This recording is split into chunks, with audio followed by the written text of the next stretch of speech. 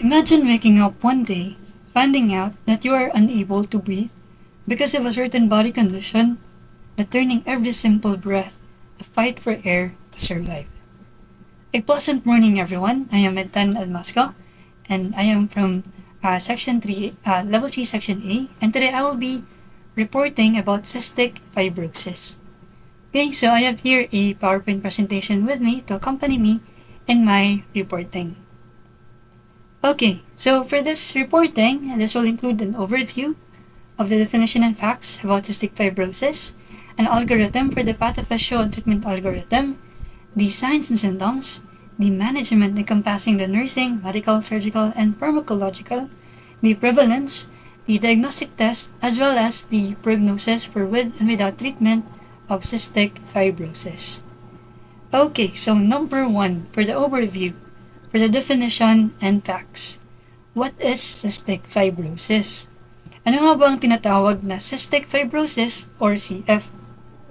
So, by definition, si CF raw ay isang genetic disease that makes mucus thicker, affecting many organs and literally impairing pulmonary function. Okay, so according to the definition, CF is a genetic disease. So when we say genetic disease, it concerns with the genes.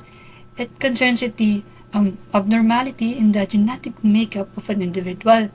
That's why cystic fibrosis is a hereditary disease. It can be passed from parents to the child. And what this disease do is that it makes the mucus thicker.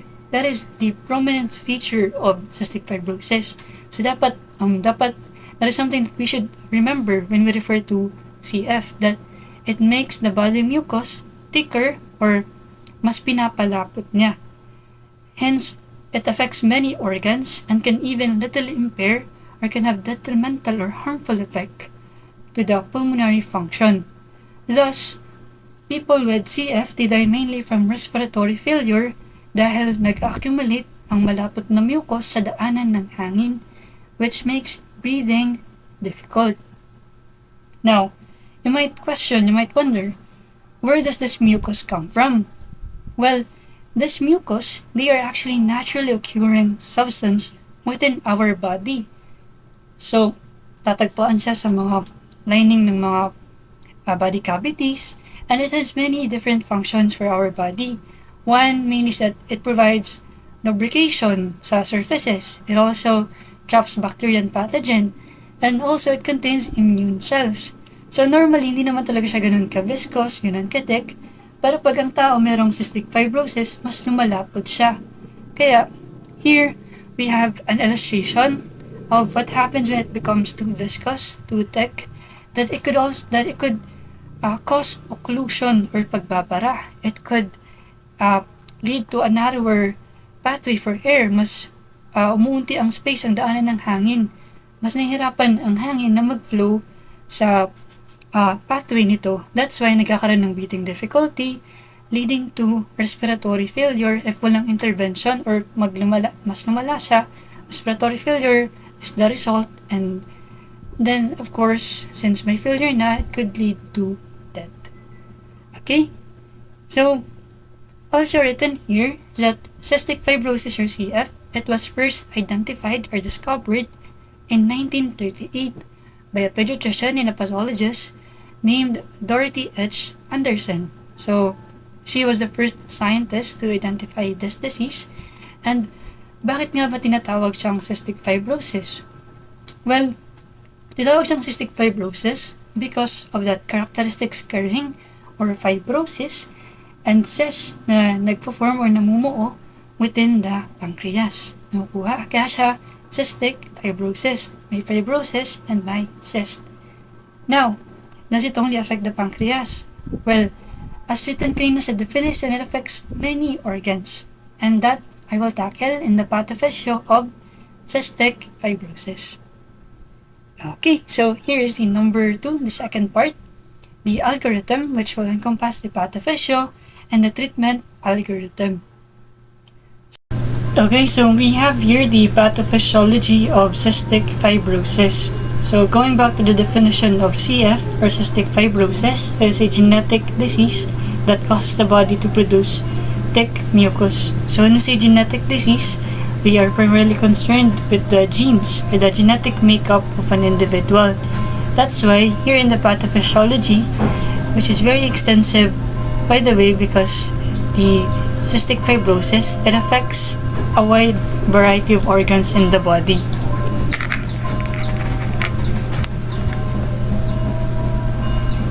So here in the topmost box, two parents who carry abnormal CFTR genes, they affect the genetic makeup of their child. Because since cystic fibrosis is a genetic disease, it affects the genes and it is hereditary, meaning it can be passed from the parents to the child. Pwede siyang maipasa mula sa magulang punta sa anak. But how will that happen? So two parents must carry an abnormal CFTR gene. But if only one parent carries the CFTR gene, the other one does not have, then the child will only be a carrier. Pero pag silang dalawa, the child will manifest the cystic fibrosis. And when that happens, there will be a mutation in the CFTR gene of the child, which is located on the long arm of chromosome 7. Now you might question, what is the CFTR gene?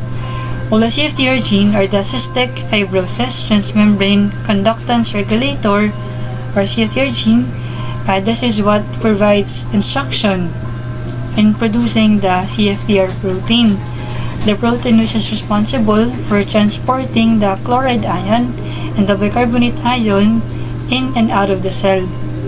That's why if it is abnormal or if it has a defect, then of course, the instruction it will provide to create a CFTR protein will lead to the production of a dysfunctional CFTR protein. Since yung source mismo ay may defect or abnormal, then yung result will also be defect, will also have defect, or will also be abnormal. So here, because there is an abnormal CFTR genes coming from the parent, then the CFTR gene of the child will have mutation, and it will produce a dysfunctional CFTR protein which can affect the movement of the chloride and bicarbonate ion sa pagpasok at paglabas ng cell. Kasi again, ang CFTR protein siya ang responsible sa pag-transport ng chloride and bicarbonate ion in and out of the cell. And because of that, there will be impaired bicarbonate ion transport and impaired chloride ion transport. Okay, so the bicarbonate ion, this has an influence sa pH level ng mucus. That's why if there is impaired transport, if the bicarbonate ion hindi siya nakalabas ng cell kasi nga dysfunctional CFTR protein, then it will lead, then there will be nothing to regulate. It will affect the regulation of the pH level ng mucus. The environment of the mucus will become acidic, which will lead the mucus to become more viscous. When we say viscous, mas malapot. Like for example, ang magma ng volcano, pag acidic siya, mas malapot siya, mas may friction, mas mabagal siyang mag-flow. Likewise with the mucus. Pag ang bicarbonate ion hindi siya lumabas ng cell because dysfunctional ang CFTR protein, it will lead for the environment of the mucus to become acidic, causing the mucus to be more viscous. While sa chloride ion transport, here, since ang chloride ion transport, paglalabas siya ng cell, dinadala niya yung water to hydrate the mucus. If hindi siya makalabas ng cell, of course, there will be less hydration or no hydration at all for the mucus. So the mucus will become drier, and when it is drier, it will become more viscous. Pag mas dry ang isang substance, mas less ang likely nga siya yung mag-flow because it is dry. So likewise here, with the mucus, when it is dry, it is more viscous.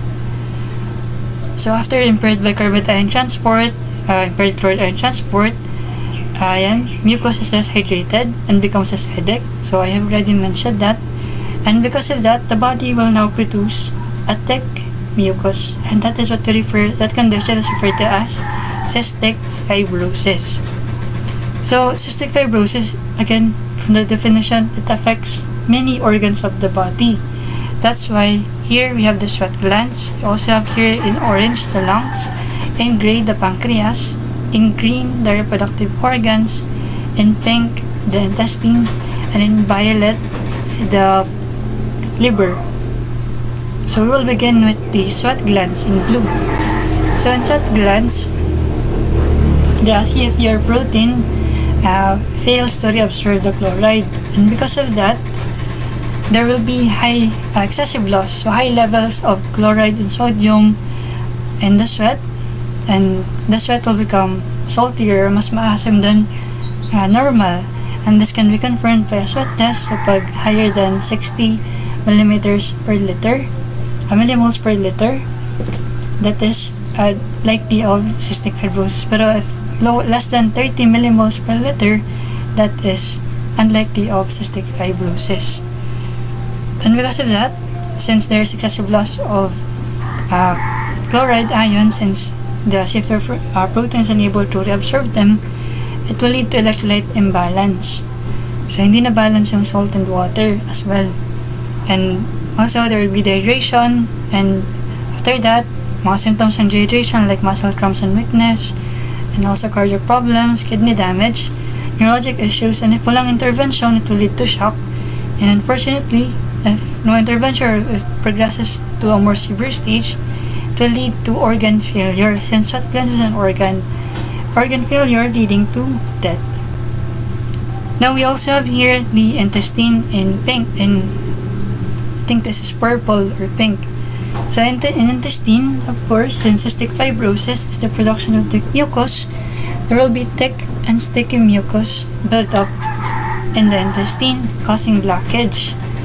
And because there is blockage in the intestine, of course, intestine will not be able to perform its function, which is part of its function is to absorb nutrients from the food that we ingest. So there will be malabsorption. Okay? And then, of course, because there's also accumulation of mucus, then in the intestine, there will also be intestinal inflammation, which could lead to complications. Like, for example, you have here constipation, or nahirapan, there is difficulty in passage of stool or tae. Then, sa newborns naman, there's presence of meconium ileus. While here sa liver, likewise with the intestine, there's production of thick and sticky mucus accumulates in bile duct. Because remember, every organ, meron tayong tinatawag ng mga epithelial cells which produces mucus. So, mga organs natin, meron epithelial cells producing mucus. That's why here sa liver, meron ding thick and sticky mucus accumulating sa bile duct. Bile duct, ito yung nag-transport ng bile which is produced by the liver. Transports the bile to the gallbladder for storage or to the small intestine for absorption. So, since merong accumulation of mucus in the bile ducts, ang bile hindi na transport because there is obstruction or occlusion. It will lead to biliary cirrhosis or biliary cirrhosis or progressive damage ng bile duct. Since there's accumulation, then also there is increased pressure in the portal vein. So what is this portal vein? Or this is the blood vessel which transport blood from the digestive organs to the liver, like for example from the spleen to the liver. So since there is accumulation ng mucus, so siguro sa in that blood passage, in that portal, in that vein, there's also accumulation of mucus. Then of course blood is having a hard time to flow, so that will cause increased pressure para ang dugo dumaloy, leading to increased pressure in the portal vein, or what we also refer to as portal hypertension. And of course, since there is accumulation ng mga mucus sa liver, it will lead to complications such as, for example, you have here gallstone, and if no intervention is given, it will lead to organ failure, again leading to death. But aside from the liver, you also have here the reproductive organs. So since it will lead to accumulation of mucus in the reproductive organs, there's disruption in ion transport in the tissues of the reproductive organs. So specifically, the thick mucus will accumulate sa vas deferens, or this is where a tube where the sperms are found. And then also in the cervix or the cervical canal of the female, where mucus will accumulate. So sa male, sa vas deferens, dyan yung sperm, because thick mucus accumulates, so the passage of sperm will be affected, affecting the semen quality, which can lead to infertility. Well, you might say, what if the semen is in good condition? Why will it still lead to infertility? Well, even if the semen is in good condition, since there is occlusion or accumulation of mucus in its past, then there will be low sperm count, leading to infertility or inability of the man to impregnate a woman because there is low sperm count. Likewise with female, sa cervix or sa cervical canal or the neck of the uterus connecting the uterus to the vagina, since there is thick mucus accumulation, it can affect the normal menstrual flow of a woman, since the blood flow is affected as well, the hormones is affected as well. Then also pregnancy risk, since uterus is where it's the part of the woman, the reproductive organ of the woman that receives the fertilized egg. Since there is accumulation of mucus, it can also affect the development of the baby.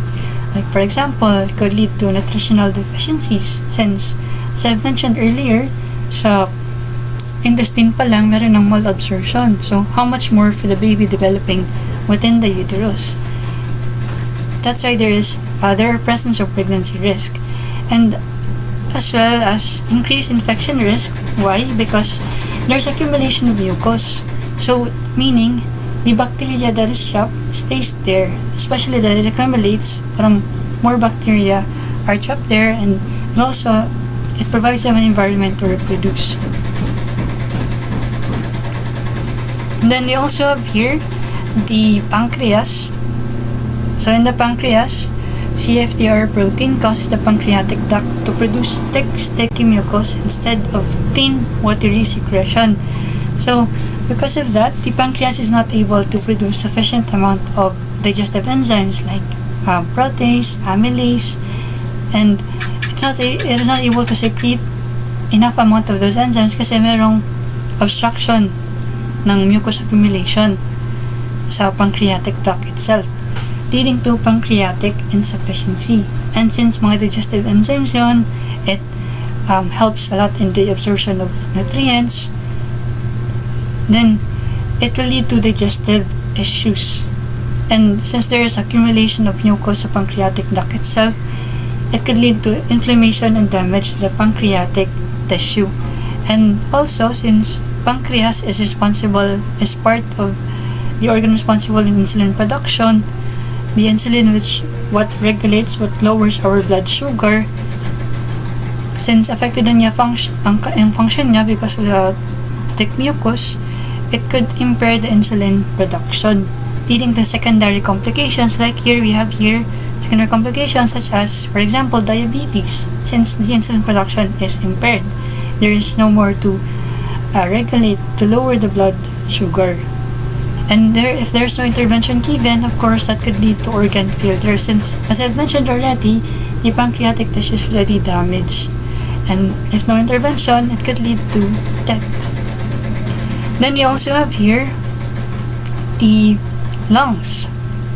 This is very crucial to understand because, as I've mentioned at the very beginning, the definition of the cystic fibrosis, one of the prominent reasons why people with cystic fibrosis die is because of respiratory failure. So here, the CFTR protein causes the body to produce thick, sticky mucus in the lungs. So sa baga ng tao. Itong mucus, nagkaklag siya sa daanan ng hangin or the airway, making it difficult for air na dumaloy or flow, and also trapping bacteria. And because of that, our body tries to expectorate, ilabas yung mucus, to clear the mucus, to allow air to flow. That's why people with cystic fibrosis, they experience chronic or persistent coughing because the body is trying to clear the mucus. And as air tries to flow through that occluded airway, as air tries to squeeze itself through it, it produces that wheezing or high-pitched sound during breathing. So that's why there is also presence of difficulty breathing or shortness of breathing, especially during physical activity, which requires a lot of oxygen, and that leads to having difficulty in breathing. Since again, as I have mentioned, there is clog in airways due to thick mucus. And because there is increased mucus or there's accumulation of mucus, again, that will lead to frequent lung infections kasi there is trapped bacteria there. And then because of that, there's also chest tightness or paninikip ng chest or dibdib. And if there's no intervention given, it will lead to progressive lung damage, and unfortunately, if it becomes more severe, it will lead to respiratory failure, which again is one of the number one reasons why people with cystic fibrosis die, because of respiratory failure, which will lead to organ failure and again ultimately leading to death. So that is the pathophysiology of cystic fibrosis. Okay, so that was the pathophysiology of cystic fibrosis or CF.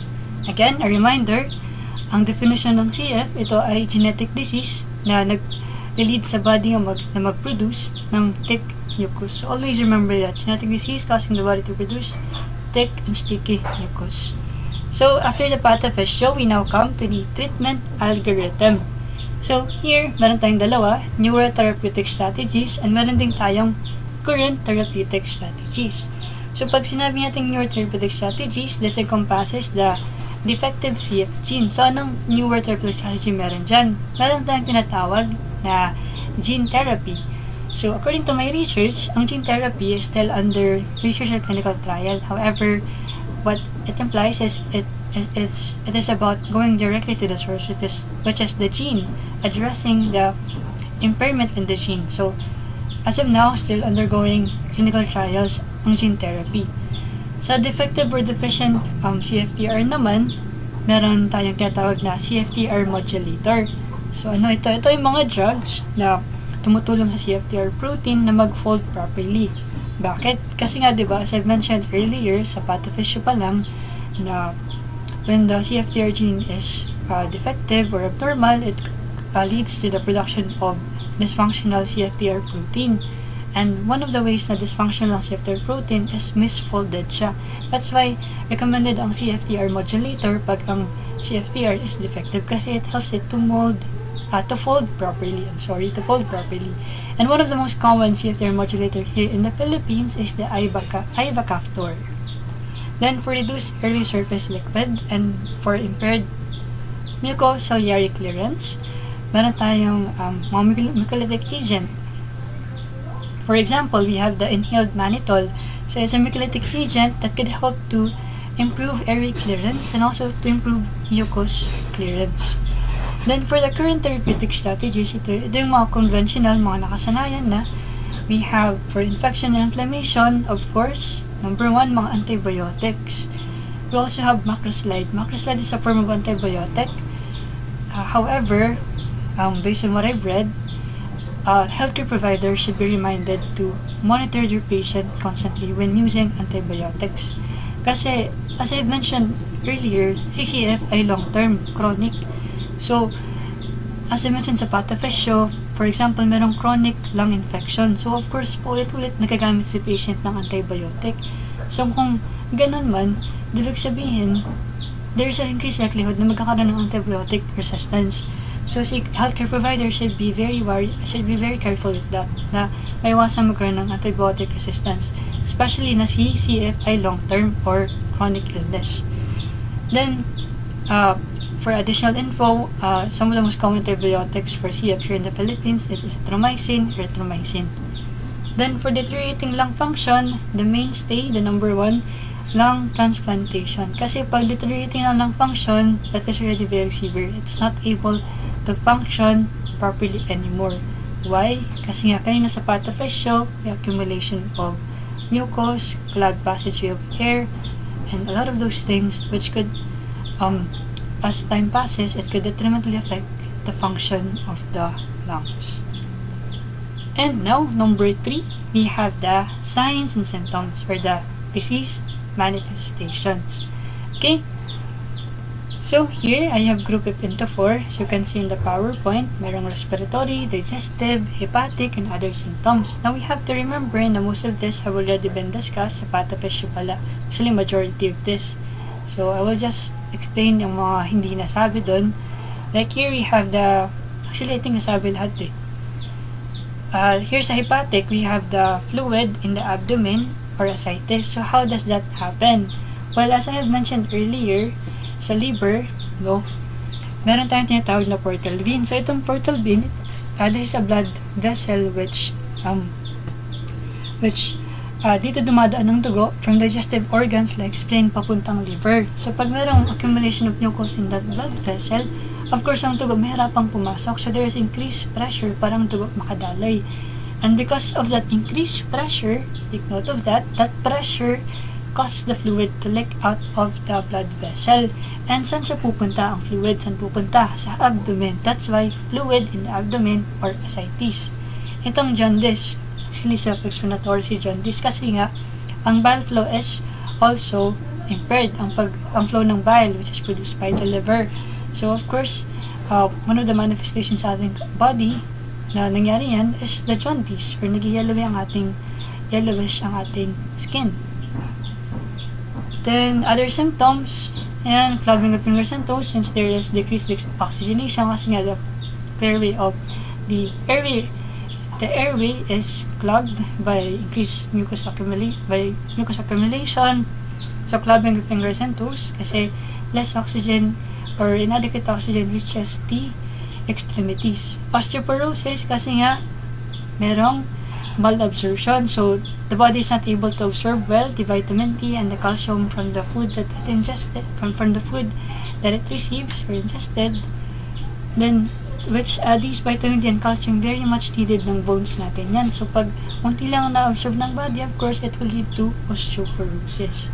Infertility, na-mention yan sa reproductive organs kasi nga, ang mga passageway ng eggs and sperms, there is mucus accumulation also, like sa vas deferens sa male, sa cervix naman sa female, which could lead to infertility.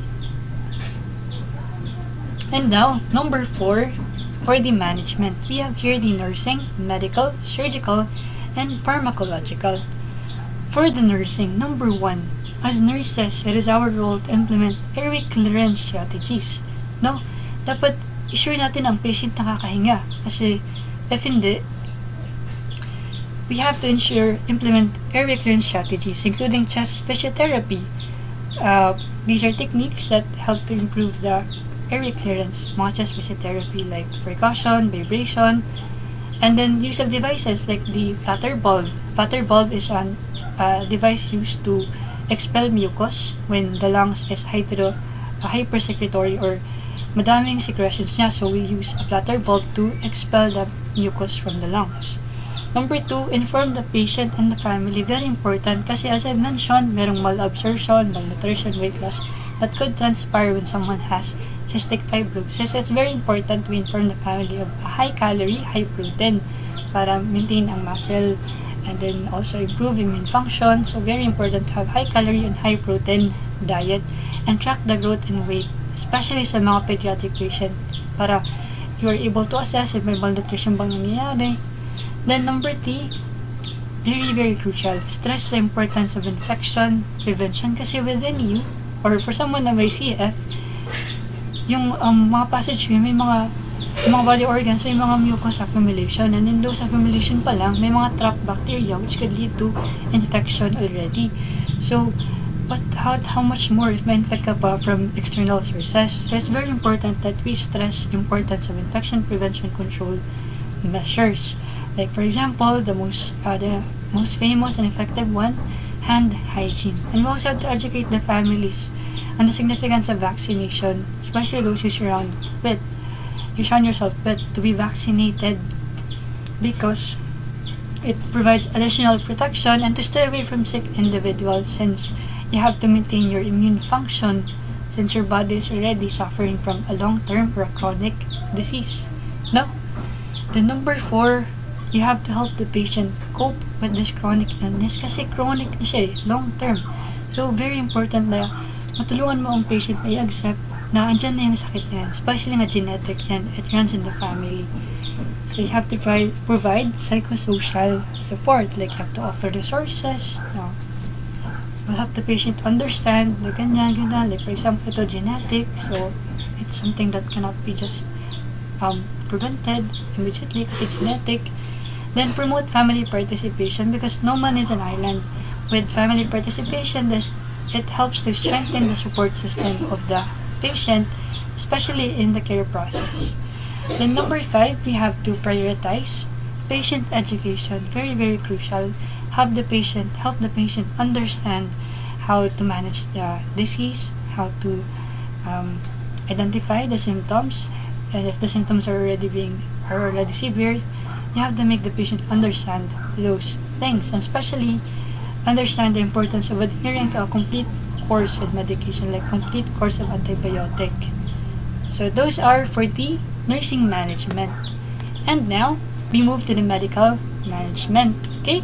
So number 1, I have mentioned this already, the CFTR modulator. Very famous very useful for those with CF. Kasi CFTR modulator, it helps to modulate, help the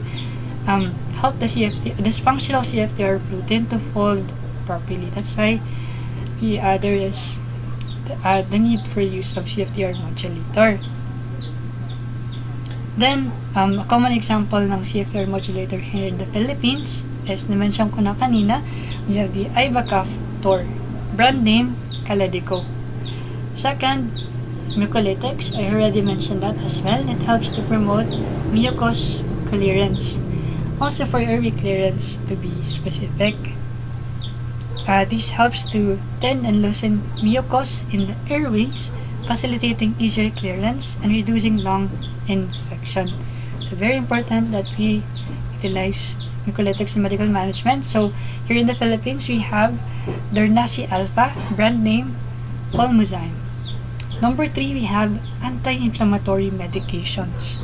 So this helps to reduce airway inflammation and help manage chronic respiratory symptoms. An example here in the Philippines is azithromycin. Number 4, pancreatic enzymes. So again, explain ko lang kasi nga ang digestive enzymes hindi adequate na produce ng pancreas. Pag may CF, magkakaroon kasi ng pancreatic insufficiency. So, very important na magkaroon ng pancreatic enzymes si patient.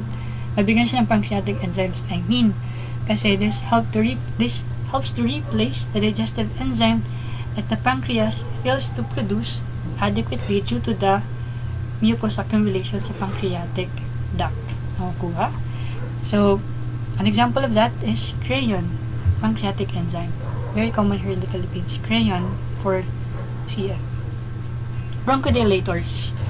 And very familiar tayo lahat dito sa term na to, bronchodilators, because these medications are what helps to relax the muscles surrounding the airways. They make it easier to breathe by widening the air passages. Okay, so a common example of this, a famous one, salbutamol. Number 6, inhaled antibiotic. So from the name itself, we inhale. These antibiotics are utilized through inhalation. They target specific bacterial infection in the lungs, helping to control chronic infections, which are very common in CF. So a common example is here in the Philippines is tobramycin, brand name Toby. And now for the surgical management, we have the lung transplantation for deteriorating lung function, like kanina sa treatment algorithm, lung transplantation. Likewise, bowel surgery for deteriorating bowel function, and liver transplantation for deteriorating liver function if the liver is not anymore able to function properly. Then for nasal and sinus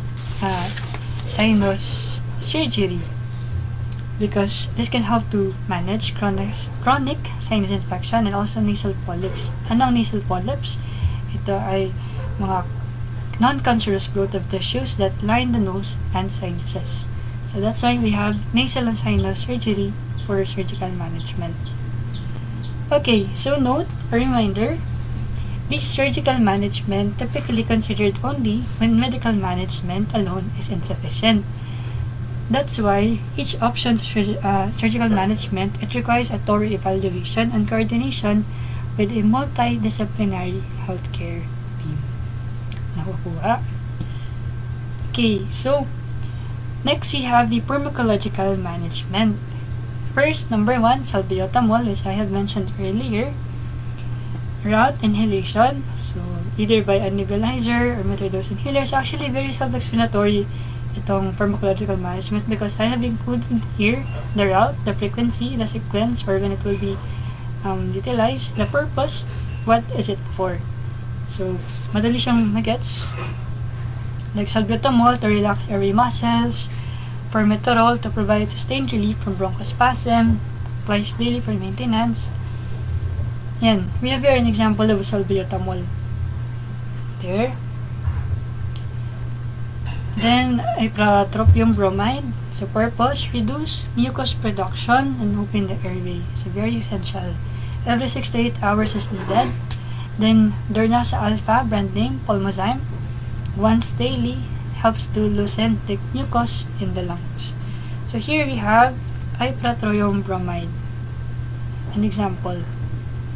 Number 5, pancrealipis. This is taken orally through capsules or tablet. So, the purpose is to aid in digestion and also absorption of nutrients. So, for pancreatic enzymes, we have the pancrealipis. Vitamin supplements, very essential to, it is taken orally again. This also, the purpose is to address deficiency due to malabsorption. So here we have an example of a pancrealipis. We have crayon, which is found here in the Philippines as well. And now for the prevalence, for the national and global trends. So locally or here in the Philippines, CF is a very rare condition. Actually, here in Asian countries, like in the Philippines, CF is a rare condition. And a few months ago, through the expanded newborn screening test, or the ENBS, the first Filipino infant to be diagnosed with CF was identified. Yes, yan na lang, ngayong year lang siya na-identify. And this is according to a case report published sa Acta Medica Filipina on April 15, 2024. In fact, I have here a picture, a screenshot rather, of the case report. So, if you guys are interested to read, so here it is. So this is a case report published by medical doctors from Zamboanga City Medical Center about a boy, a 24-month-old male in Zamboanga City, identified to have cystic fibrosis. At first, they thought the hospital that the boy was first sent to thought that it was parang recurrent pneumonia lang. However, upon further testing, cystic fibrosis pala. Well, worldwide naman or globally, based on a 22 analysis of 94 countries. This is worldwide. People living with cystic fibrosis is 162 for 28,000. So, for instance, CF is more common in Caucasian population. Caucasian population, yung mga tao na light-skinned or usually mga European descent. In the US, usually itong term na ito ginagamit to refer to white people, Caucasian population. In fact, sa US lang, 1 in every 30 Americans is a carrier of cystic fibrosis. And about 30,000 people na niniraan sa US or from US have CF. So, ganun siya ka-prevalent sa USA. Diagnostic test. Okay? So, we have here sweat test, genetic test, pulmonary function test, sputum culture, mga self-explanatory na din to. Pancreatic biopsy to test the function of the pancreas, since yun nga, severely affected during CF is the pancreas. But itong dalawa, nasal potential difference and intestinal current measurement, this uses electrocodes, which helps to measure the ions. And sa nasal passages, itong nasal potential difference, while sa intestinal current measurement naman sa intestinal cells, kasi it is essential para ma-identify if there is difference in the ion in the external internal environment of that certain body part. for example, sa nasal potential difference, sa nasal passages, ina-attach ang electrocode sa test if may difference ba sa chloride ion and bicarbonate ion sa internal and external environment ng nasal passages. Okay? So here is an example of a sweat test. And then note, so for initial diagnosis, initial, sweat test is generally considered the best kasi directly na measure ang chloride level sa sweat. So, kasi pag increase, again, pag more than 60 millimoles per liter, that is likely CF. Pero pag less than 30 millimoles per liter naman, that is unlikely CF. A crucial confirmatory tool naman, or a gold standard among them, is the genetic testing kasi it tests directly the source, the genes itself. Kung may na-detect man na defective gene in that person, of course, that is really crucial in confirming that that person has CF. And now, finally, for the last part of our reporting, we have the prognosis for the with and without treatment. Okay, so for the with treatment, recent medical breakthroughs have essentially helped to improve the prognosis for people with CF. And in fact, today people with CF can expect to live in their 40s, in the 30s, 40s, and even longer due to advanced medical care. Routine treatments including pancreatic enzyme replacement because again, the pancreas is affected. The digestive enzymes, the production of digestive enzymes are affected, so the need for routine treatments like pancreatic enzyme replacement and CFTR modulator, which I had mentioned earlier, helps to the dysfunctional CFTR protein to fold properly. So with these routine treatments, nakabulig sila para nakatulong sila upang ma-maintain ang lung function and health ng isang taong may CF. Dagdag pa rito, ongoing care since ang CF again ay isang long-term or chronic illness will help to provide efficient management of complications such as diabetes kasi nga impaired ang insulin production once it leads to complications concerning the pancreas, then liver disease, helping to lessen the need para magpa-hospital pa and helping to ameliorate or to better the long-term health outcomes of someone na merong cystic fibrosis. Okay? So this is for with treatment, whereas pag wala namang treatment, unfortunately, since walang treatment and this is a chronic illness or a long-term illness, that the people without treatment will face a much poorer prognosis. Life will be detrimentally shorter kasi imagine, pag merong treatment, nalilentin lang ang buhay to 30s, 40s, and even longer. Pero imagine if wala pang treatment. So, very short na lang siguro ang life expectancy of someone with CF. Especially na madaming severe complications. Kanina sa patio pa lang na mention. And it affects commonly in childhood, early adulthood. Then also, can cause extensive symptoms like chronic lung infection, poor growth, and digestive issues, severely affecting the quality of someone's life with CF. And then also repeated hospitalization, which is common kasi respiratory failure and mga complications pa. So lastly, if wala o kulang ang treatment, it can increase the risk of early death. Underscoring the value of prompt or timely and adequate or appropriate medical care upang ma-manage natin ang CF or cystic fibrosis. Okay, so that concludes my reporting.